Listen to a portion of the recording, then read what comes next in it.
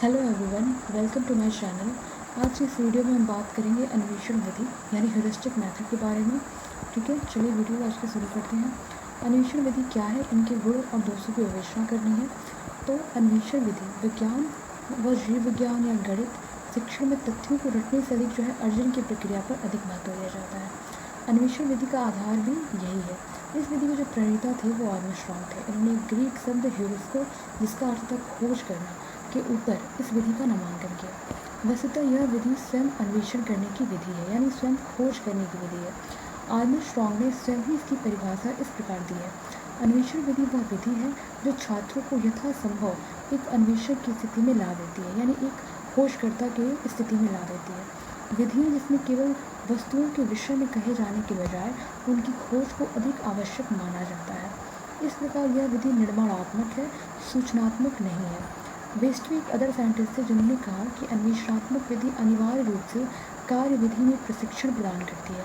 इसमें ज्ञान को दूसरे स्थान पर रखा जाता है। वस्तुतः यह जो विधि है ना, इस विधि में बालक एक आविष्कारक का स्थान ग्रहण करता है। उसको कुछ बताया नहीं जाता, बल्कि वह स्वयं ही अपने प्रयत्नों से, अपने प्रयासों से तथ्यों को ज्ञात करता है। अपने अन्वेषण क्रम में वह पुस्तकों या सूक्ष्म की सहायता ले सकता है और विभिन्न तरीकों से एनालिसिस कर सकता है, यानी विश्लेषण कर सकता है। इस प्रकार वह किसी भी निष्कर्ष पर पहुँचता है। केवल निष्क्रिय ढंग से सूचनाएं एकत्र नहीं करता। शिक्षक का कार्य है कि वह पृष्ठभूमि में रहते हुए उसे दिग्भ्रमिता से बचाते हुए उसको निर्दिष्ट मार्ग पर मार्गदर्शन करें। ठीक है, प्रक्रिया क्या है, यानी प्रोसीजर क्या है अन्वेषण विधि के। तो इस विधि में शिक्षक छात्रों के सन्मुख ऐसी समस्या ग्रसित परिस्थिति उत्पन्न करता है जिसकी बालक पर तीव्र प्रतिक्रिया होती है और वह उसके निराकरण हेतु सक्रिय हो जाता है। समस्या के संबंध में अध्यापक उसका मार्गदर्शन करता है और संदर्भ सामग्री आदि की समुचित व्यवस्था करता है। वह छात्रों की मानसिक क्रियाशीलता को सृजित करने हेतु और उसकी उत्सुकता को जागृत करने हेतु बच्चों से प्रश्न पूछता है।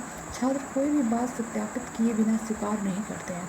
वह इस बात के लिए प्रयत्नशील रहते हैं कि अन्वेषण के माध्यम से ज्ञान का माध्यम उद्भूत होता है। इस प्रकार बच्चों में आत्मनिर्भरता, संसाधन संपन्नता तथा अन्वेषण की प्रवृत्तियों का विकास हो जाता है। वह अधिक सुनिश्चित ढंग से कार्य करने के आदी हो जाते हैं और उसकी जो निरीक्षण शक्ति है, ठीक है, निरीक्षण शक्ति विचारशील एवं कार्यपटुता में वृद्धि होती है, जो भविष्य में स्वाध्याय एवं आत्मनिर्भरता का आधार बन सकती है। अन्वेषण विधि के कुछ सोपान हैं। तो हेमले ने हेमले के अनुसार क्या था, ह्यूरिस्टिक विधि के शिक्षण में निम्न सोपान का प्रयोग किया जाता है। 5 सोपान है। पहला है समस्या का कथन, दूसरा तथ्यों का निरीक्षण व सारणीकरण, तीसरा उपकल्पना कथन, चौथा उपकल्पना का परिचय और पांचवा है निष्कर्ष। तो इस प्रक्रिया अनुसार क्या होता है कि शिक्षक संपूर्ण कक्षा के समूह समस्याएं रखता है।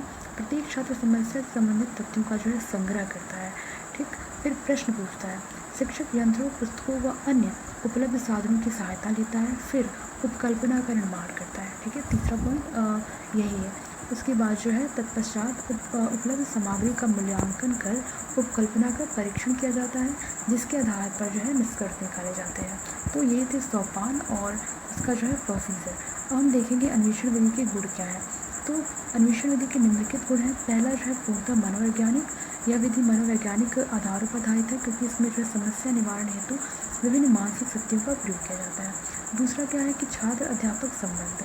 छात्रों की व्यक्तिगत विभिन्नताओं पर अध्यापक ध्यान दे सकता है। इससे छात्र और अध्यापक के मध्य स्वस्थ संपर्क एवं सहयोग स्थापित होता है। तीसरा है वैज्ञानिक दृष्टिकोण का सृजन। तो छात्रों में परिश्रम, स्वाध्याय, आत्मनिर्भरता, क्रियाशीलता, आत्मभाव प्रकाश की क्षमता का विकास होता है और यह निरीक्षण, परीक्षण और तुलना आदि को विशेष महत्व देते हैं। अस्थायी ज्ञान की अगर हम बात करें तो कोई भी बालक स्वयं ही अनुसंधान करके ज्ञान प्राप्त करता है, इसलिए उसे जो भी ज्ञान से प्राप्त होता है वह उसका अस्थायी ज्ञान हो जाता है। गृह कार्य की बात करें, पांचवा है गृह कार्य। तो छात्रों को किसी प्रकार का नियमित गृह कार्य नहीं दिया जाता है, जिससे छात्रों को शिक्षण बोझ नहीं महसूस होती। छठा है भावी जीवन के लिए। इसमें छात्र को स्वतंत्र चिंतन के माध्यम से समस्या निराकरण का प्रशिक्षण दिया जाता है, अतः स्वाभाविक रूप से वह भावी जीवन में समायोजन में सहायक होता है। सातवां है अनुशासन। शिक्षक का वातावरण सक्रिय व सजीव होने के कारण छात्रों को अतिरिक्त शक्ति को मार्गंतीकरण मिलता रहता है। इस कारण किसी भी अनुशासनहीनता की समस्या नहीं बढ़ती है। अन्वेषण विधि के कुछ दोष भी हैं, तो कुछ दोष जो है वो है, पहला है यह विधि छोटी आयु के छात्रों के लिए उपयोगी बिल्कुल नहीं है, क्योंकि वे परिपक्व नहीं होते हैं, इसलिए वो खोज नहीं कर पाएंगे। दूसरा है यह इस विधि में ज्ञानार्जन की जो प्रगति है बहुत धीमी होती है। तीसरा है प्रत्येक पाठ्य वस्तु का शिक्षण जो है इस विधि द्वारा बिल्कुल संभव नहीं है।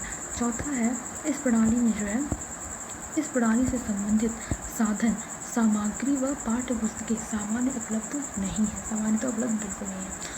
पांचवा है जन शिक्षा इस विधि के माध्यम से संभव नहीं है। तो ये थे अन्वेषण विधि, उसके गुण और दोष। आई होप आपको वीडियो अच्छी लगी होगी। अगर अच्छी लगी होगी तो वीडियो को लाइक करिए, साथ ही चैनल को सब्सक्राइब भी करिए। Thank you so much. मिलते हैं नेक्स्ट वीडियो।